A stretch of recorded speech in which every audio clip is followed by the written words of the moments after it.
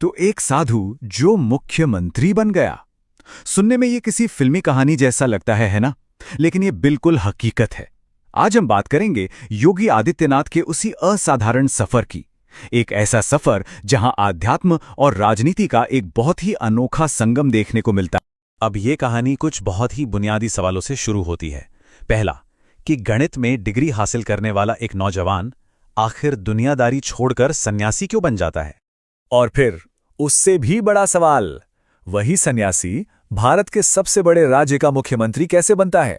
इन सवालों के जवाब में ही एक अविश्वसनीय यात्रा की पूरी कहानी छिपी है।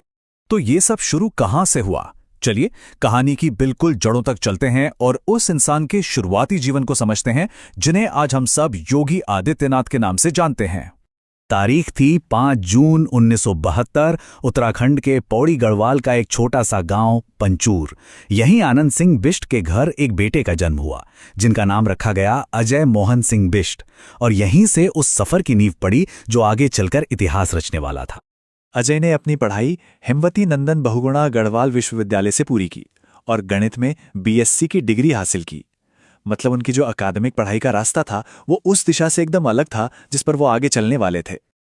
और यहीं पे कहानी में आता है सबसे दिलचस्प मोड़, जब अजय ने अकादमिक जीवन को पीछे छोड़कर आध्यात्मिक वैराग्य का रास्ता चुना।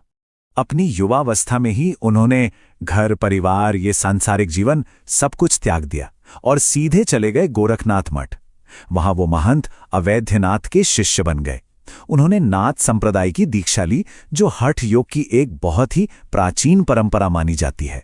दीक्षा लेने के बाद तो जैसे उनकी पहचान पूरी तरह बदल गई।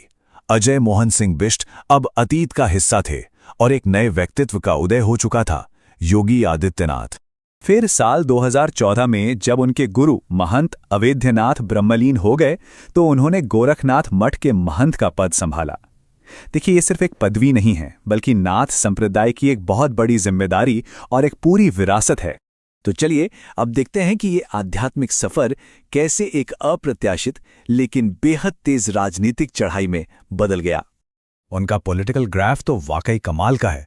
1998 में पहली बार सांसद बनने से लेके 2022 में दोबारा मुख्यमंत्री बनने तक ये जो टाइमलाइन है ना, ये उनके लगातार बढ़ते प्रभाव की पूरी कहानी कहती है।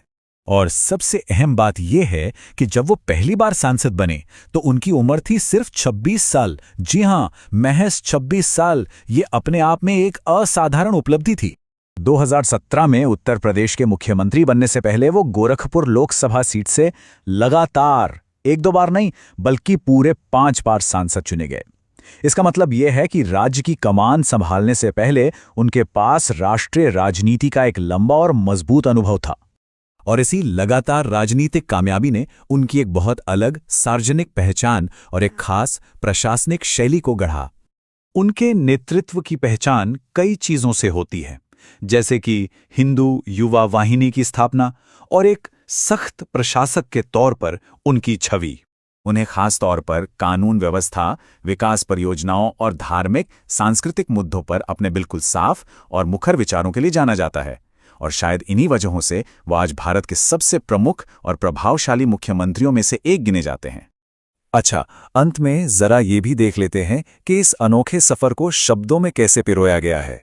लेखक शांतनु गुप्ता के एक बहुत मशहूर किताब है जिसका शीर्षक है the monk who became chief minister. ये टाइटल शायद उनके जीवन की कहानी को सबसे सटीक तरीके से बयां करता है। तो ये पूरा सफर हमें एक आखिरी सवाल पर लाकर छोड़ देता है। सार्वजनिक जीवन में आध्यात्म और राजनीति का ये जो संगम है, ये भविष्य के लिए क्या संकेत देता है? ये एक ऐसा सवाल है जो सच में सोचने पे मजबूर करता है।